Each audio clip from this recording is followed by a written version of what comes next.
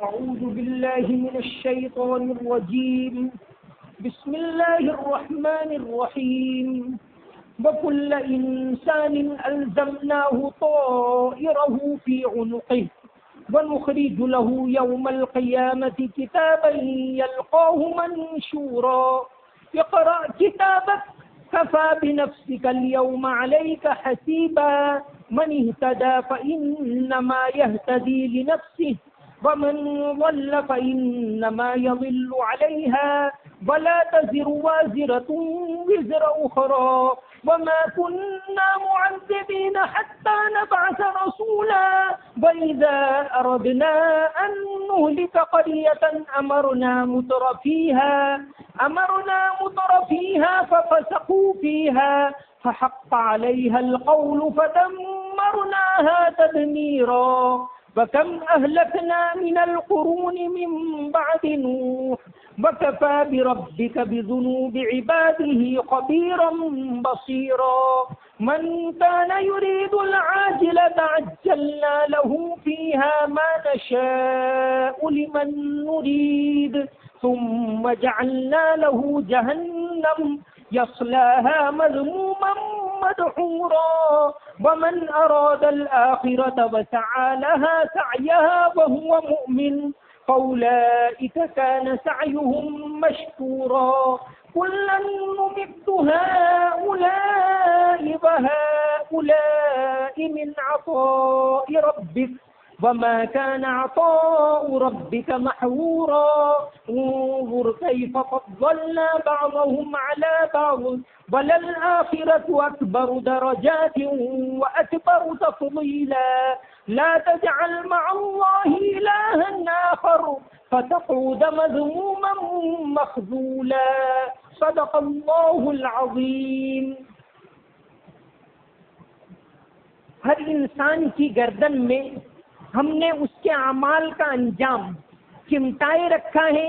ہم قیامت کے دن اس کے سامنے ایک تحریر کے طور پر نکالیں گے جس کو وہ اپنے سامنے کھلا ہوا پائے گا.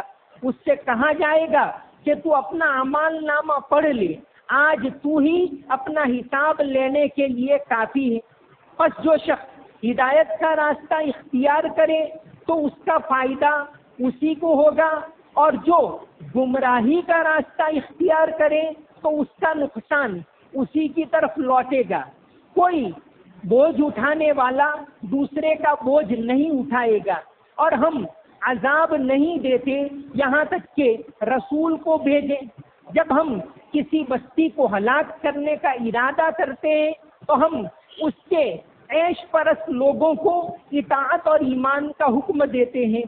بس وہ اس کے اندر گناہوں کا راستہ اختیار کرتے ہیں تو ان کے اوپر بات ثابت ہو جاتی ہے. بس ہم ان کو تہس نہس کر دیتے ہیں. اور ہم نے نوح علیہ السلام کے بعد کتنی ہی نسلوں کو ہلاک کر دیا. تمہارا رب اس کے بندوں کے گناہوں کے لیے اس کو خوب دیکھنے اور خبر رکھنے میں کافی ہے.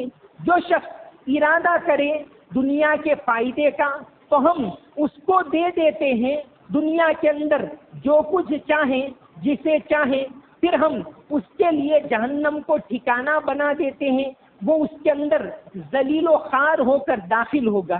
اور جو شخص آخرت کا ارادہ کرے اور اس کے لیے کوشش کرے اپنی پوری کوشش، حالانکہ وہ مومن ہو، تو وہ ایسے لوگ ہیں جن کی کوشش کی قدر کی جائے گی. ہم نوازتے ہیں اپنی عطا سے ان کو بھی اور ان کو بھی، اور تمہارے رب کی عطا بند نہیں ہے. یہاں آگے یہ بات آئی کہ اللہ تبارک و تعالی نے دنیا کے اندر اختیار تو دیا ہے، لیکن ہر انسان کے اعمال اللہ کے یہاں ریکارڈ ہوتے ہیں. وَكُلَّ إِنسَانٍ أَلْزَمْنَاهُ طَائِرَهُ فِي عُنُقِهِ، کہ ہم نے اس کے اعمال کو اس کی گردن کے اوپر چمٹا رکھا ہے. یعنی فرشتے ہیں وہ ان اعمال کو لکھتے رہتے. ہمیں نہ تو وہ دکھتے ہیں نہ ہمیں پتہ چلتا ہے، لیکن وہ اعمال نامہ پورا ہر انسان کو قیامت کے دن دیا جائے گا. اب انسان تو اتنے زیادہ کام کرتا ہے، اچھے کام کرتا ہے، برے کام کرتا ہے، یہاں تک کہ انسان جو سوچتا ہے، انسان کے دل میں جو خیال آتا ہے، اللہ تعالیٰ اس کو بھی جانتے. یعلم خائنۃ الاعین وما تخفی الصدور، کہ سامنے والا تو اس کے بارے میں آپ کیا سوچتے ہو اس کا پتہ نہیں چل سکتا. ایسی کوئی مشین نہیں ہے کہ یہ آدمی میرے بارے میں کیا سوچ رہا ہے اس کا پتہ چلے، لیکن اللہ تعالیٰ کو اس کا بھی پتہ چلتا ہے، اور اللہ تعالیٰ کے یہاں ہر بات ریکارڈ ہوتی ہے. وَنُخْرِجُ لَهُ يَوْمَ الْقِيَامَةِ، یہ اعمال نامہ قیامت کے دن سامنے پیش کیا جائے. ہر انسان کا، دنیا کے اندر جتنے بھی انسان ہیں ان کے اعمال اللہ کے یہاں ریکارڈ ہوتے. اب اللہ تعالیٰ کیسے ریکارڈ کرتے ہیں تو یہ بات دیکھ لیجیے، آپ کے www کو، گوگل کو دیکھ لیجیے. گوگل کے اوپر اور ورلڈ وائڈ ویب کے اوپر اب تک 1.5 ارب ویب سائٹ ہے، اور روزانہ اس کے اندر ہزاروں لاکھوں GB نیا ریکارڈ جڑتا رہتا ہے. وہ سارا کا سارا چھوٹی سی جگہ کے اندر محفوظ. ایک چھوٹا سا میموری کارڈ ہوتا ہے، اس میں بہت ساری چیزیں محفوظ ہوتی ہیں. یہ تو انسان کو سمجھانے کے لیے. اللہ تبارک و تعالیٰ کا نظام بالکل الگ ہے. اللہ کا نظام انسان سمجھ نہیں سکتا کہ اللہ تعالیٰ کس طرح ریکارڈ کرتے، اللہ یہ ہوائیں کس طرح چلاتے ہیں. وہ نظام بھی انسان کو سمجھ میں نہیں آتا کہ انسان جب ہوا کھینچتا ہے تو یہ ہوا کے اندر نائٹروجن سب سے زیادہ ہے، 78% 78% ہوا میں نائٹروجن اور 21% آکسیجن.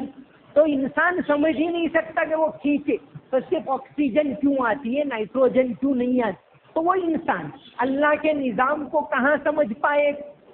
جو انسان پھل کی کیمسٹری کو تو جان سکتا ہے کہ یہ آم ہے تو اس کے اندر کاربن اتنا ہے اور یہ اتنا ہے، یہ اتنا ہے. بھائی اسی پھل کو، آم کو بھی وہی پانی وہی کھاد، سیب کو بھی وہی پانی وہی کھاد، وہی ہوا وہی دھوپ، دونوں کا رنگ الگ ہی کیوں، دونوں کا مزہ الگ ہی کیوں. یہ انسان سمجھ نہیں سکتا. تو اپنے سامنے کی چیز کو جو انسان نہیں سمجھ سکتا، انسان کی عقل بہت محدود ہے، انسان کی ہر چیز محدود ہے، لمیٹیڈ. پیچھے کیا چل رہا ہے انسان کو پتہ نہیں چل سکتا. وہ اپنے پیچھے 2 فٹ قریب وہ بھی نہیں دیکھ سکتا کہ کیا چلتا ہے. وہ انسان یہ سارے نظام کو کہاں سمجھ پائے گا. تو اللہ تبارک و تعالیٰ کے یہاں ہر انسان کے اعمال ریکارڈ ہوتے. CCTV کیمرہ ہوتا ہے تو بہت زیادہ ڈر لگتا ہے کہ بھئی آپ CCTV کیمرے کے اندر میں، تو آدمی سوچ کر کام کرتا ہے. کوئی افسر ہوتا ہے، کوئی منسٹر ہوتا ہے، کوئی جرائم پیشہ ہوتا ہے تو بہت زیادہ سمجھ بوجھ سے کام کرتا ہے. ایسی جگہوں پر کھڑا بھی نہیں رہتا کہ بھئی ریکارڈ ہو رہا ہے. تو یہ تو دنیا کا ریکارڈ ہے. اللہ تبارک و تعالیٰ کے یہاں سے کوئی چیز چھپ نہیں سکتی. چاہے انسان کہاں چلا، کہیں بھی دور دراز چلا جائے، اللہ تبارک و تعالیٰ کے یہاں پورا ریکارڈ ہو رہا ہے. وَنُخْرِجُ لَهُ يَوْمَ الْقِيَامَةِ كِتَابًا يَلْقَاهُ مَنْشُورًا، اور قیامت کے دن وہ اس کو اعمال نامے کے طور پر ایک کتاب کی شکل میں اپنے سامنے پائے گا. ہر انسان کو اس کا اعمال نامہ دیا جائے گا. اور کہاں جائے گا؟ یہ کتاب اپنا اعمال نامہ پڑھ لو. کفا بنفسک اليوم علیک حسیبا، آج تم خود اپنا حساب لینے کے لیے کافی ہو. اپنا حساب لے لو کہ میں نے دنیا میں کیا اچھا کیا، کیا برا کیا. تو یہ دنیا کی زندگی یہ بہت زیادہ قیمتی وقت ہے. اللہ تعالیٰ نے یہ دنیا دارالعمل بنایا ہے کہ یہاں جتنا عمل کرنا ہو کر لو. اچھا عمل کرو گے اس کا بھی بدلہ ملے گا. من اہتدی فإنما يهتدي لنفسه، برا عمل کرو گے ومن ضل فإنما يضل عليها، اس کا بھی بدلہ ملے گا. تو یہ آخرت کا عقیدہ یہ بہت اہم عقیدہ ہے ہمارے دین کے اندر. ایک بنیادی عقیدہ ہے آخرت کا عقیدہ کہ مرنے کے بعد اللہ تعالیٰ زندہ کرے گا، پوری زندگی کا حساب لے گا. یہ عقائد ہے، عقائد. ہم لوگ مسائل تو سیکھتے ہیں کہ نماز کیسے پڑھنی چاہیے، سجدہ کیسے کرنا چاہیے، رکوع کیسے کرنا چاہیے، جماعت میں بھی سیکھتے ہیں، مسجدوں میں حلقے بنا کر بھی سیکھتے، اور سیکھنا ہی چاہیے.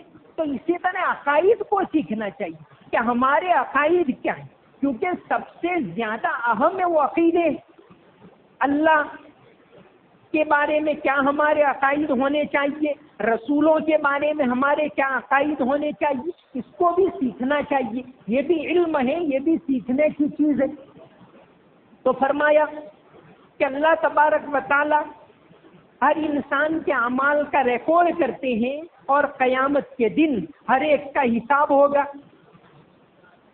پھر فرمایا وَمَا كُنَّا مُعَذِّبِينَ حَتَّى نَبْعَثَ رَسُولًا. ہاں، ہم نے انسان کے اوپر مزید کرم یہ کیا کہ ہم رسول بھیجتے. اصل تو اللہ تعالیٰ نے انسان کو سمجھ دی ہے، تو اس سے ہی اس کو پہچان لینا چاہیے اللہ کہ بھئی دنیا کا پیدا کرنے والا ایک ہے، سب کو پیدا کرنے والا ایک ہے، دھوپ کا نظام چلانے والا ایک ہے، بارش کا نظام چلانے والا ایک ہے، پھلوں کو پیدا کرنے والا وہی ایک ہے، اور پہاڑوں کے اوپر سے پانی کو اتارنے والا وہی. یہ سارا نظام اگر انسان دیکھے تو وہ اللہ کو پہچان لے. لیکن اللہ تعالیٰ نے مزید احسان یہ کیا کہ رسول بھیجے ہدایت کے لیے. امام ابو حنیفہ رحمۃ اللہ علیہ کا قول تفسیر معالم العرفان کے اندر لکھا ہوا ہے کہ مان لو کہ کوئی آدمی پہاڑوں میں رہتا ہے، اس کو پتہ ہی نہیں کہ دنیا کیا ہے، سنسکرتی کیا ہے، کلچر کیا ہے، اس کا پتہ ہی نہیں، بس وہ جنگلی زندگی گزارتا ہے. اس کے اوپر بھی ضروری ہے کہ اللہ پر ایمان لائے، کیونکہ اس کو بھی اللہ نے عقل دی. ہاں، احکام جو ہے نماز روزہ وغیرہ اس کے بارے میں اس کی پکڑ نہیں ہوگی، لیکن اگر اس نے شرک کیا تو پکڑ ہوگی. اللہ تعالیٰ نے عقل دی. حدیث شریف کے اندر آتا ہے حضرت ابو امامہ باہلی رضی اللہ عنہ سے مروی کہ جب اللہ تعالیٰ نے عقل پیدا کی تو فرمایا اقبل، آگے آ. عقل کو کہا تو عقل آگے آئی. پھر اللہ تعالیٰ نے فرمایا ادبر، پیچھے ہٹ، تو ذرا پیچھے چلی گئی. پھر اللہ تبارک و تعالیٰ نے فرمایا کہ میری مخلوق میں تو مجھے سب سے زیادہ پسندیدہ ہے. دیکھا آخوذو، تیری وجہ سے ہی میں انسان کی پکڑ کروں گا. وبے کا او تھی، تیری وجہ سے انسان کو نوازوں گا، تیری وجہ سے ہی انسان اجر کا مستحق ہوگا، اور تیری وجہ سے ہی انسان عذاب کا مستحق ہوگا. تو اللہ تبارک و تعالیٰ نے عقل دی، لیکن مزید کرم انسان کے اوپر یہ کیا کہ رسولوں کو بھیجا. وَمَا كُنَّا مُعَذِّبِينَ حَتَّى نَبْعَثَ رَسُولًا. اللہ تعالیٰ نے انسان پر یہ احسان کیا کہ رسول بھیج. جیسے ہمارے آقا حضرت محمد مصطفیٰ صلی اللہ علیہ وسلم، رسولوں کی سیرت کو جاننا چاہیے. آپ صلی اللہ علیہ وسلم کی زندگی کے بارے میں ہمیں پڑھنا چاہیے. آج اخبار تو ہم لوگ پڑھتے ہیں، صبح سب سے پہلے دیدار ہوتا ہے اخبار کا، لیکن نہیں پڑھتے تو پیغمبر صلی اللہ علیہ وسلم کی زندگی نہیں پڑھتے. اخبار کا بل بھرنا تو ہمارے لیے آسان ہے، ہم یہ نہیں کہتے کہ اخبار نہیں پڑھنا چاہیے، لیکن پیغمبر علیہ السلام کی زندگی کی کتاب بتانے کے لیے بھی تو خرچ کریں کہ گھر کے اندر آپ کی سیرت یعنی آپ صلی اللہ علیہ وسلم کی زندگی. ویسے سیرت جس کو گجراتی میں ہم کہتے ہیں جیون چرتر، لیکن ہمارے یہاں سیرت کا لفظ خاص ہو گیا آپ صلی اللہ علیہ وسلم کی زندگی کے بارے میں، کہ سیرت یعنی نبی صلی اللہ علیہ وسلم کی زندگی. آپ کی زندگی کے بارے میں بے شمار لاکھوں کتابیں لکھی گئی. تو کوشش کر کے ایک آدھ دو کتابیں پڑھیں تو صحیح، ان کے بارے میں جانیں، ان کی زندگی کیا، ان کی تعلیم کیا، ان کا رہن سہن کیا. اس کو ہر مسلمان کو کم سے کم ایک آدھ دو کتابیں سیرت کی ضرور پڑھنی چاہیے، اور اپنے گھر کے اندر سیرت کی کتاب ضرور بسانی چاہیے. سیرت یعنی آپ صلی اللہ علیہ وسلم کی زندگی. جیسے اردو کے اندر سب سے بڑی سیرت کی کتاب 8 والیوم میں علامہ شبلی نعمانی رحمۃ اللہ علیہ نے لکھی. 8 والیوم. اب ایسی بڑی کتابیں پڑھنے کا تو ہمارے پاس ٹائم نہیں. وہ دن بھر واٹس ایپ کو گھمانے کا تو ٹائم ہے ہمارے پاس، لیکن دین کی باتیں جاننے کا، سیکھنے کا، پڑھنے کا ٹائم نہیں ہے. تو کم سے کم مختصر کتابیں تو ضرور پڑھیں. تو فرمایا اللہ تعالیٰ نے مزید احسان یہ کیا کہ ایک تو عقل دی، دوسرا رسول بھیجے. وما كنا معذبین حتی نبعث رسولا. اس کے باوجود رسول کی تعلیمات کو اگر لوگوں نے نہیں مانا تو اللہ تبارک و تعالیٰ نے ان قوموں کو سزا دی. حضرت نوح علیہ السلام کی قوم کا انجام دیکھو، قوم سمود کا انجام دیکھو. آج بھی ان کے کھنڈرات موجود ہیں دنیا کے اندر کہ کیسے عالی شان مکان بناتے تھے. حضرت لوط علیہ السلام کی قوم کا انجام دیکھو کہ کیا ہوا. پرانی جو تہذیبیں ہیں، پرانے کھنڈرات ہیں، بابل کے کھنڈرات دیکھو عراق کے اندر، یہاں ہندوستان کے اندر لوتھل اور ہڑپا کے کھنڈرات دیکھو کہ وہ کیسے عالی شان مکان بناتے تھے. لیکن جب اللہ کا حکم آیا تو سارا کا سارا تباہ ہو گئے.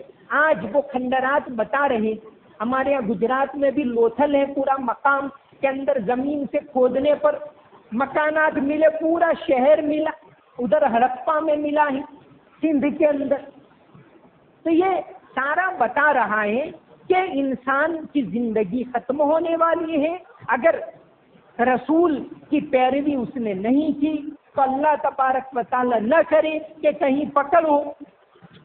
من کان یرید العاجلۃ عجلنا لہ فیہا ما نشاء.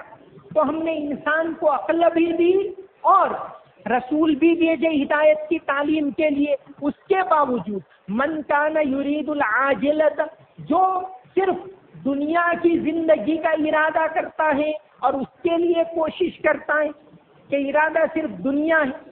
جیسے کافر، بہت سے لوگ آج دنیا کے اعتبار سے بڑے عقل مند ہیں، بڑی بڑی کھوجیں کی انہوں نے، بڑی بڑی شوध میڈیکل میں اور کئی چیزوں میں انسانوں کو دی، لیکن ان کی عقل لمٹ ہے.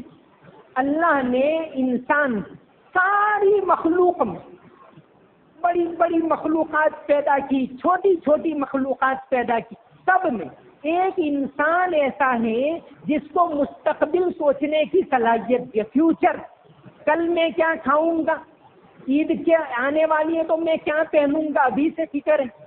یہ فکر اور جانوروں کو نہیں ہوتی، چڑیا کو یہ فکر نہیں کہ آئندہ وہ کیا کرے گی.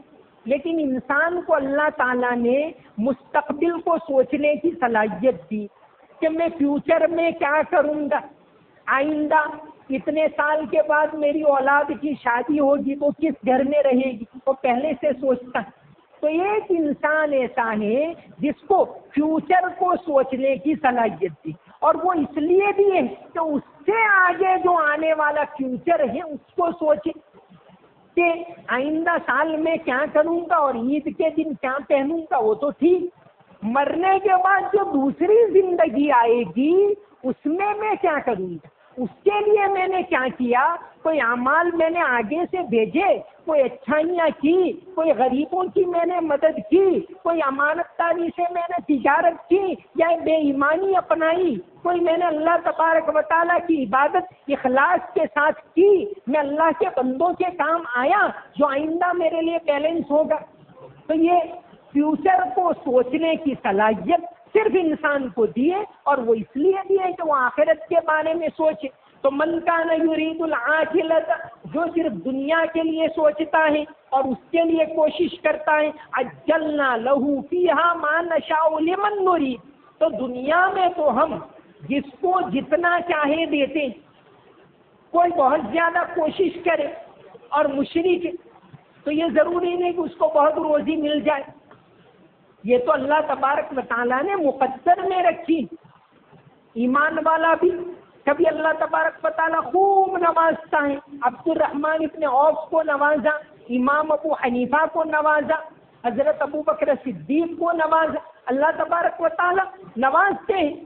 ابراہیم ادہم کو نوازا، شفیق بلخی کو نوازا، اللہ تعالیٰ نوازتے ہیں. لیکن اگر دنیا کے لیے کوشش کی ثم جعلنا له جہنم، تو اس کا آخرکار انجام جہنم ہوگا. یصلاھا مذموما مدحورا، وہ اس کے اندر ذلیل و خوار ہو کر داخل ہوگا. یہ تو جس نے دنیا سوچی اس کے لیے.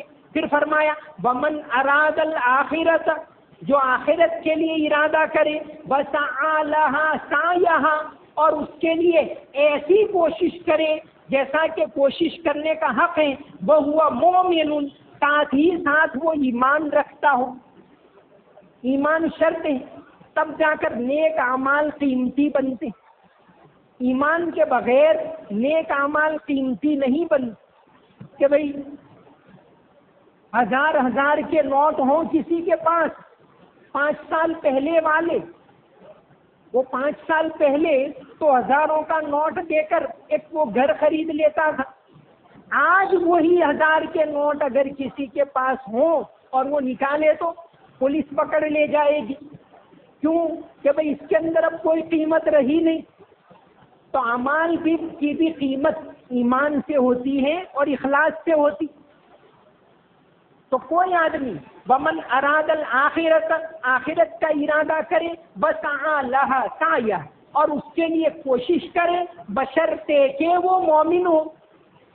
ایمان ہوگا تو یہ اعمال آخرت میں فائدہ دیں گے. ہاں، بہت سے لوگ ایمان والے نہیں ہیں لیکن وہ بہت سے کام کرتے، ہاسپٹل بناتے ہیں، مسافر خانے بناتے ہیں، کوئی اچھا کام ہے. ایسے کاموں کے اندر ہمیں ان کی مدد کرنی چاہیے، کیونکہ ان سے زیادہ یہ کام کرنے کے ہم حقدار ہیں. لیکن آخرت کے لحاظ سے یہ کام قیمتی اس وقت ہوں گے جبکہ ایمان ہو.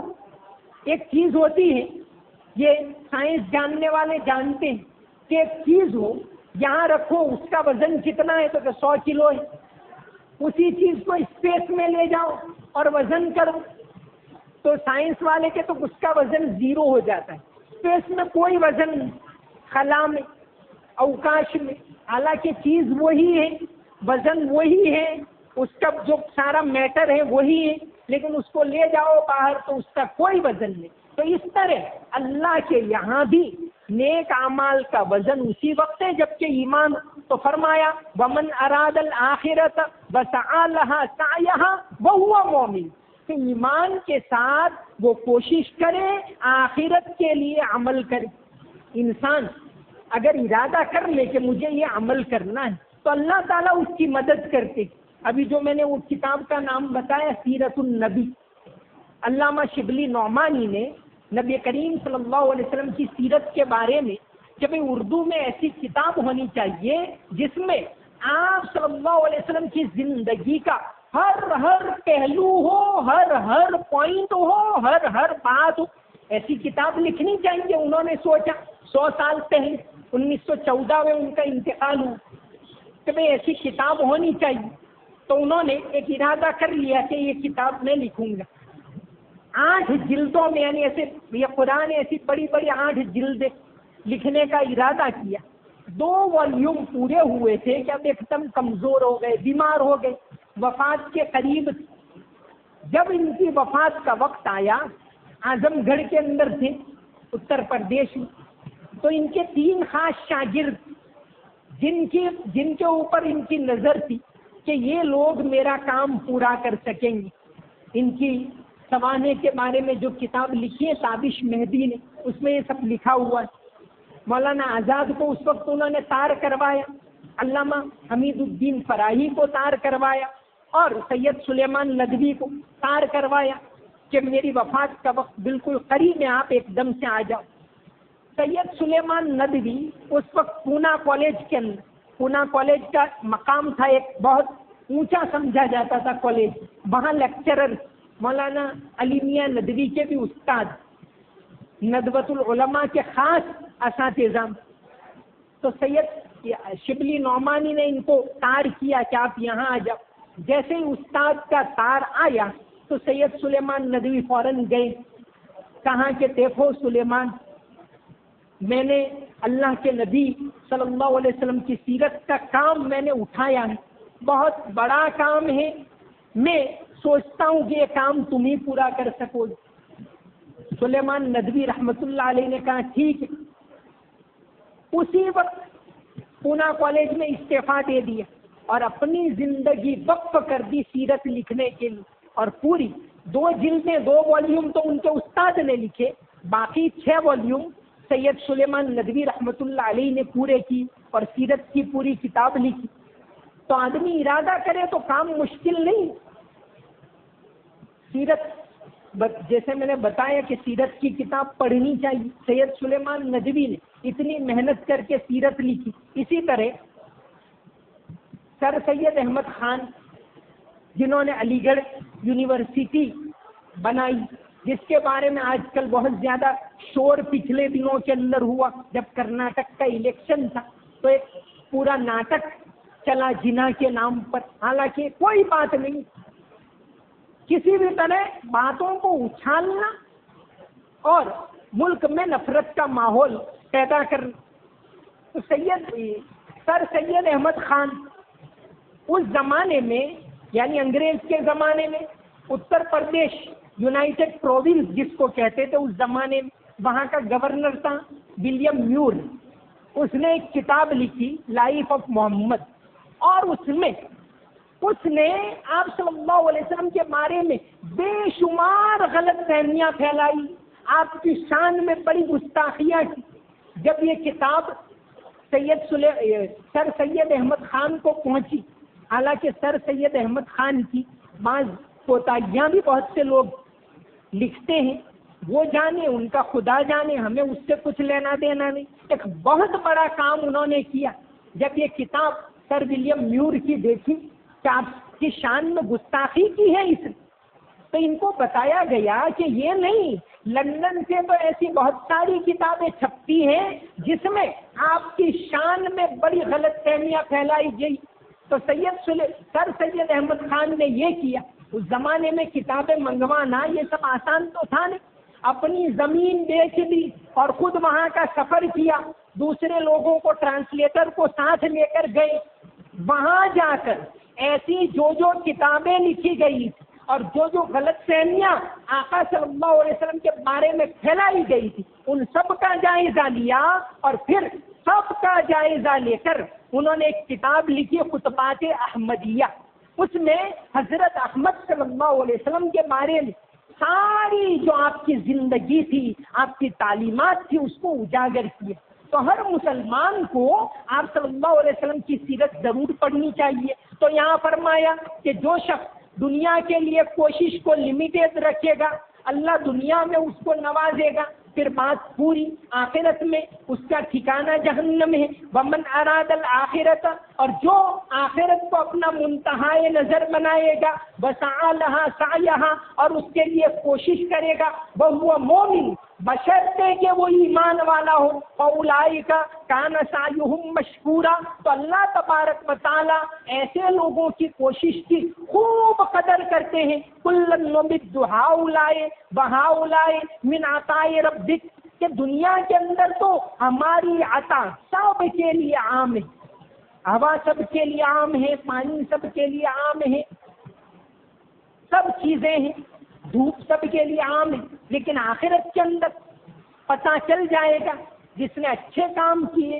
وہ جائے گا جنت میں، اس کا ٹھکانہ ہوگا، اس کا اعمال نامہ سیدھے ہاتھ میں ملے گا، اور جس نے برے کام کیے آخرت کے اندر اس کا اعمال نامہ بائیں ہاتھ میں ملے گا، اور وہ جائے گا جہنم کے اندر جائے گا۔ اللہ تبارک و تعالی ہم سب کو ہدایت والے راستے پر، قرآن والے راستے پر، پیغمبروں والے راستے پر چلنے کی توفیق عطا فرمائے، آمین۔